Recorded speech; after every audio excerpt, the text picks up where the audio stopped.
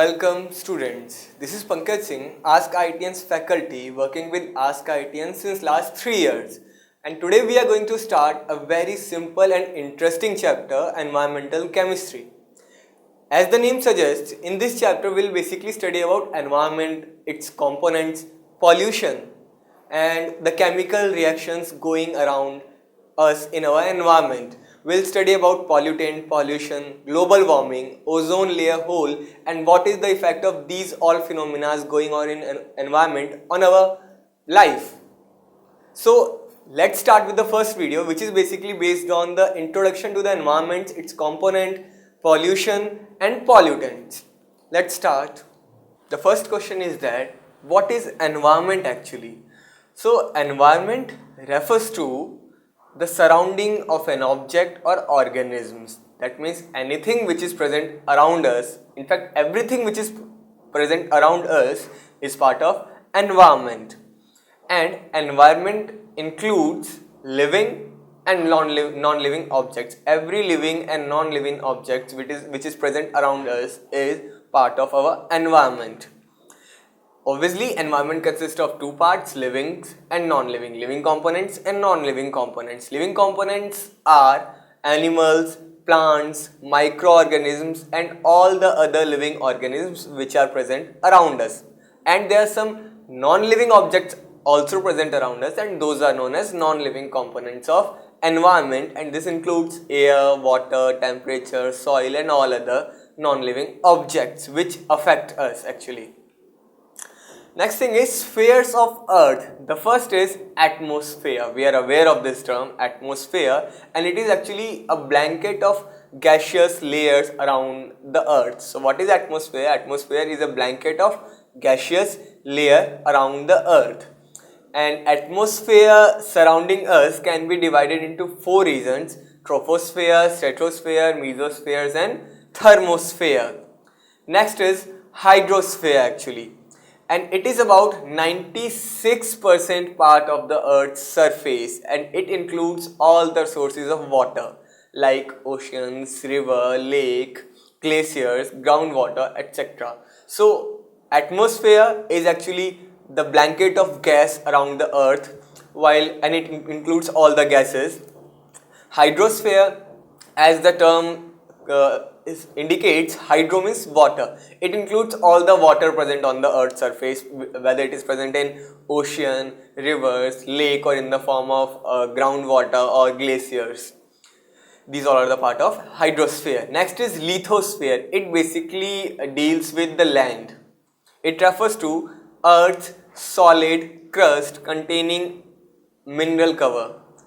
It has soil, minerals and organic matter. So atmosphere deals with the gaseous component, hydrosphere deals with the water of earth, while lithosphere refers to the earth crust actually, the solid part of earth which contains soil and minerals and also organic matter.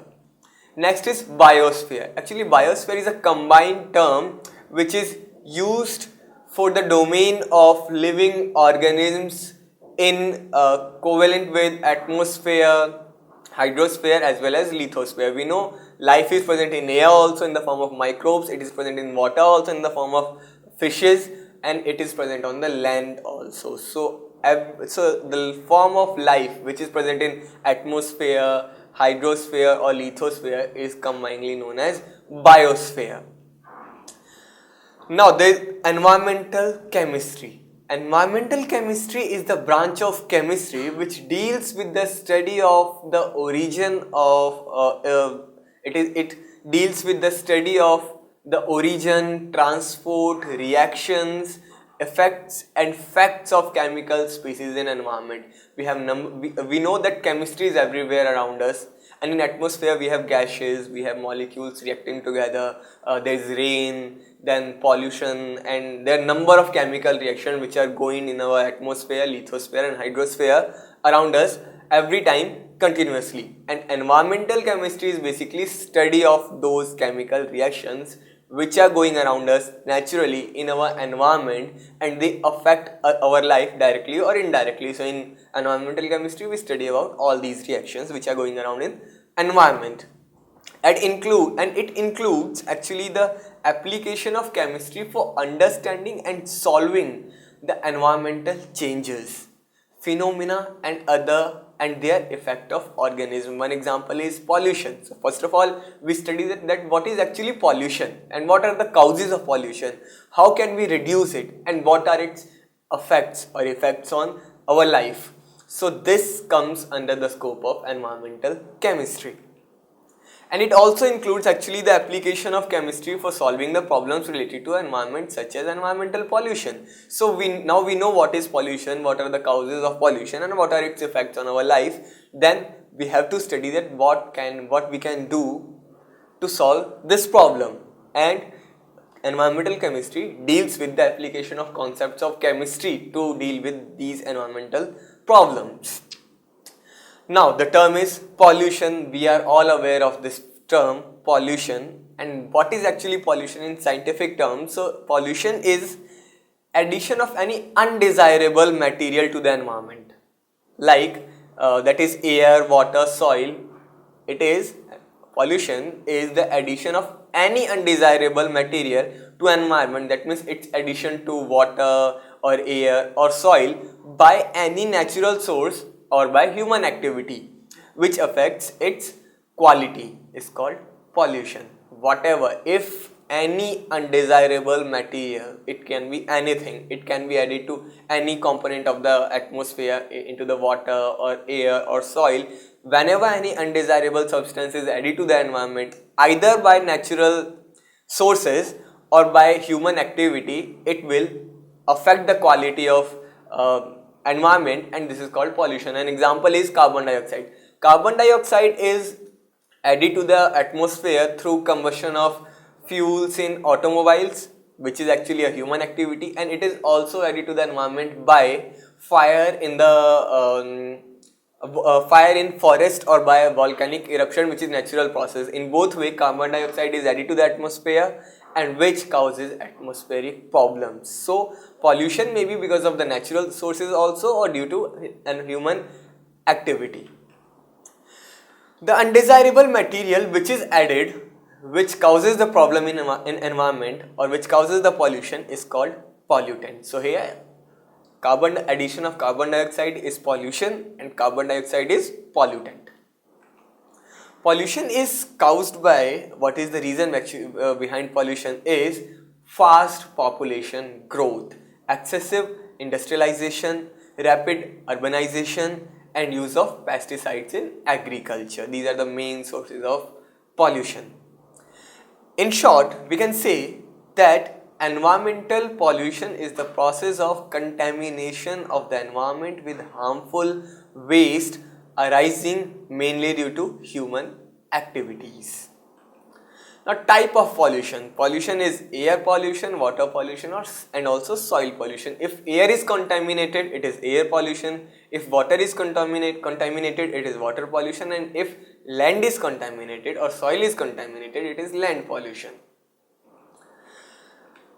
Apart from these, actually, if we talk about pollutants, pollution can also be classified on the basis of nature of pollutants, like oil pollution, which is caused by oil, slit pollution, noise pollution, smoke pollution, plastic pollution. Apart from them, effluent pollution, thermal pollution, chemical pollution, acid rain pollution, radioactive pollution, metal toxicity pollution, or soap and detergent pollution. So different type of pollutants are added into environment, and based on that we name the type of pollution.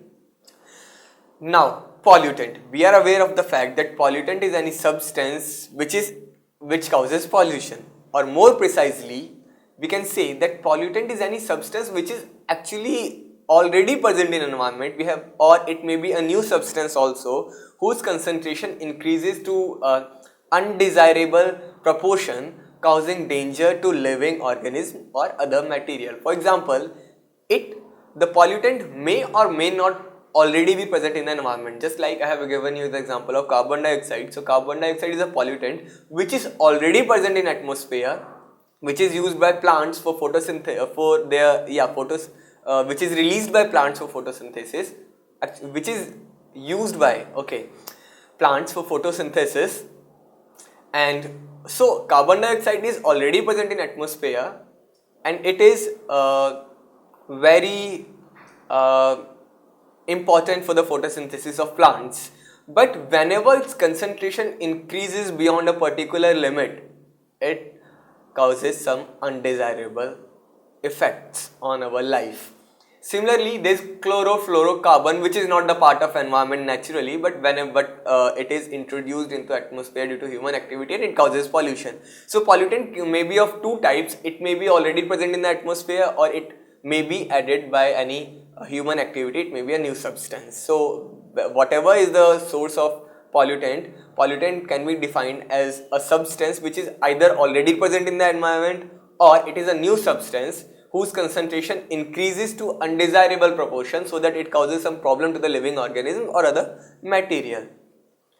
So in the short, we can say pollutants are those substances which cause pollution. Pollutants can be physical or chemical. They can be waste matter that contaminates water or oil or soil or air or soil. Pollutants basically cause pollution when they are in greater amount than the natural amount. For example, I have just told you carbon dioxide is already present in the atmosphere, but it does not cause any problem as such. But when its concentration increases beyond a particular limit, it creates problem for us. And pollutants actually alter the physical and chemical composition of air, water and soil that are not feasible for organisms and plants. Pollutant may change growth rate of plant or animal species, or they interfere with human comfort or health. Pollutants actually not only harm the living organisms but also the property. They also react with the material of the building or fabric and cause change into them. For example, acid rain causes harm to the marble building. Some common pollutants are gaseous pollutants like carbon dioxide, sulfur dioxide, nitrogen dioxide, etc. Solid substances like lead and mercury. Natural substances like pollen grains, and they may be sewage and radioactive substances. Now pollutants are basically of two types: primary pollutants and secondary pollutants. Primary pollutants are those pollutants which enter the environment after their formation and remain as such. That means they do not undergo any chemical change, and they are called actually primary pollutant. Just we know that carbon, whenever a fuel containing carbon is burned, it produces carbon dioxide. It goes into environment, doesn't and causes the problem as such. Similarly, when sulfur containing compound is burned, it produces sulfur dioxide. It goes into environment and produces and causes the pollution. Similarly, the situation with compounds containing nitrogen, when it is burned, it produces nitrogen oxide or nitrogen dioxide. They go into environment and causes pollution. So actually primary pollutants are those which are directly produced from the source, go into environment and cause pollution. While there is another class of pollutants which is called secondary pollutant, and these are those pollutants, those harmful materials which are formed by chemical reactions of primary pollutants, and they cause problem. Just like if we burn a compound containing sulfur, it produces sulfur dioxide, which is a primary pollutant. Okay. Now this further undergo reaction into atmosphere to produce sulfur trioxide, which is also a pollutant, but it is secondary pollutant because it is not directly produced from the source, but it is produced from primary pollutant. So a substance which creates a direct pollutant, it goes into environment and causes pollution, it is called primary pollutant, and that primary pollutant undergo further reaction into atmosphere to produce secondary pollutant. Similarly, we can say that oxygen is actually not a pollutant, but in atmosphere it reacts with another oxygen in the presence of sunlight to form ozone, which is a pollutant. So it is a secondary pollutant. So pollutant which is not directly produced from the source, but it is produced from chemical reactions taking place into the atmosphere are called secondary pollutants. And the examples are sulfur trioxide, nitrogen dioxide, trioxide, ozone, aldehydes, ketones, various sulfates, nitrates, salts. These all are secondary pollutants. Another example I can give you here, that when we burn a sulfur containing compounds, it produces sulfur dioxide, which undergo further reaction to form sulfur trioxide, primary pollutant sulfur dioxide, secondary pollutant sulfur trioxide. This further undergo reaction with water to form H2SO4, which causes acid rain. So it is also a secondary pollutant. So any pollutant which is formed by chemical reactions of the primary pollutant are secondary pollutant. Pollutants can be classified into another class which is known as particulate matter, and these are the small sized solid particles or liquid droplets which cause pollution. Their size ranges from 2 into 10 power minus 10 meter to 5 into 10 power minus 4 meter. That means they are very small, and examples are smoke, dust, fumes, etc. And we'll discuss about these in more detail in coming slides. Now, types of pollutants, there is another class which they can be classified as biodegradable pollutants. Now, biodegradable pollutants are those pollutants which can be degraded by the action of microbes when are present in the atmosphere. Like pollutants which are of organic nature, just like paper, they can be decomposed by microorganisms, and thus they are called biodegradable pollutants. They are less harmful as they do not remain into atmosphere for long time, but if they are present in very large amount, they are present in excess in environment and do not undergo decomposition or degradation completely, they may cause pollution. There is another class, non-biodegradable pollutants. These are those pollutants which are actually not degraded by microbes. The pollutants like mercury, aluminium, DDT, which do not undergo degradation or they do not degrade or they degrade very slowly, are called non-biodegradable pollutants, and the example is plastic. And these are very harmful when they are present in even small amount because they remain for the longer time. They react with other compounds present in the environment to produce even more toxic components. Now let's have a look at some common terms which we will be discussing throughout this chapter. The first is pollutants. Pollutant is any substance or species produced either by natural source or by human activity which produce adverse effect on the environment. Contaminant. Contaminant is a substance which do not occur in nature, but it is introduced by human activity into atmosphere and they affect its component or composition.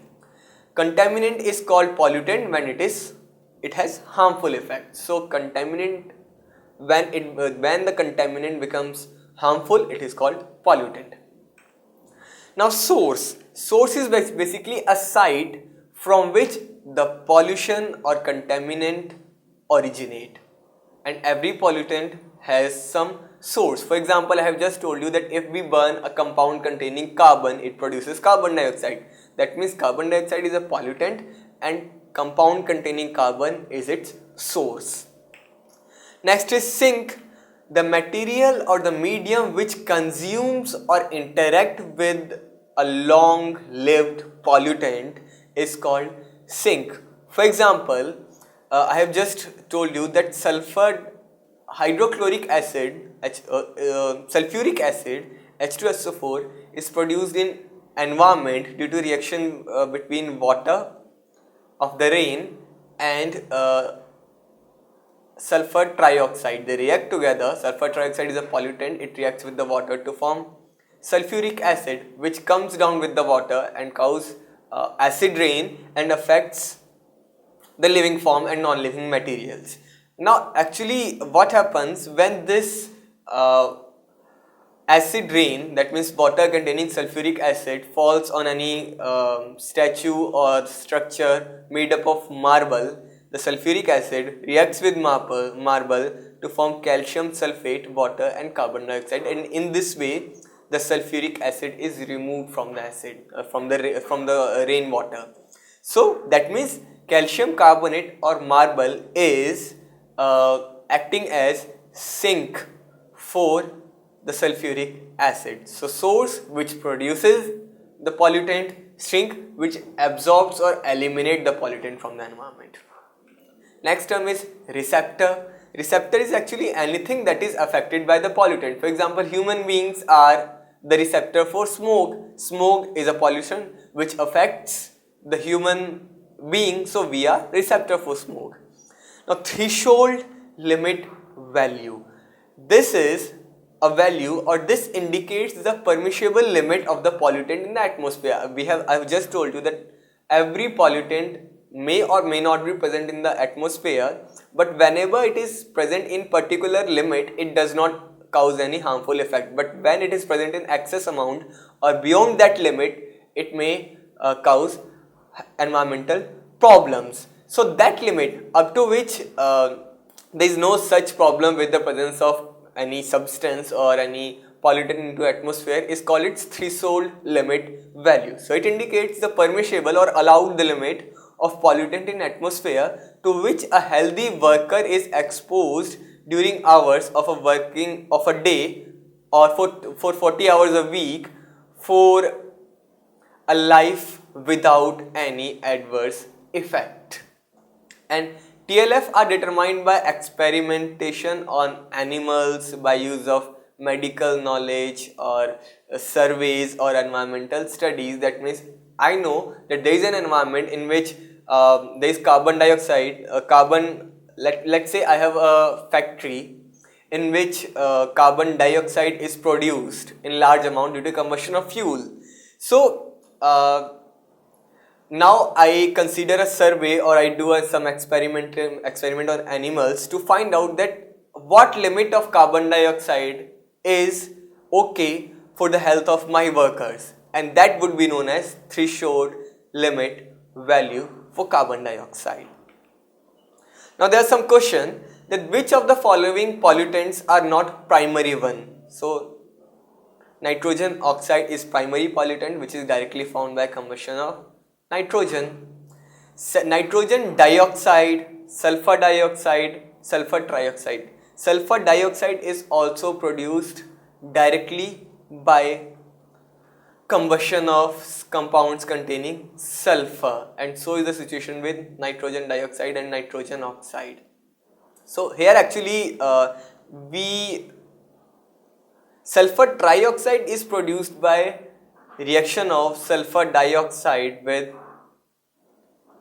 oxygen present in atmosphere to form sulfur trioxide. So sulfur burns to form sulfur dioxide. That sulfur dioxide goes into environment and further reacts with oxygen present here to form sulfur trioxide. So this is primary and this is secondary. So this is a secondary pollutant. Similar is the case with actually sometimes NO2. NO2 may be primary as well as secondary. It may directly be produced by combustion of nitrogen containing compounds, or it may also be formed by a reaction of nitrogen oxide with atmospheric oxygen to form this. So this may be put in this is actually the secondary pollutant for sure. This may be primary as well as secondary pollutant depending on the concern on the situation. So but here the perfect answer is sulfur trioxide, which is actually a secondary pollutant. It is found by reaction of sulfur dioxide in atmosphere. Now earth solid crust containing outer mineral cover is known as atmosphere? No, it is the blanket of air. Hydrosphere, it deals with the water component of earth. Lithosphere is actually the answer. Lithosphere deals with the land, or it deals with the solid crust containing mineral cover. So correct answer here is C. C is the correct option for this question. So students, now we have an idea about environment, its components, its living and non-living components, and we are aware of the pollutants and type of pollution. In next video, we are going to start with air pollution. Keep watching.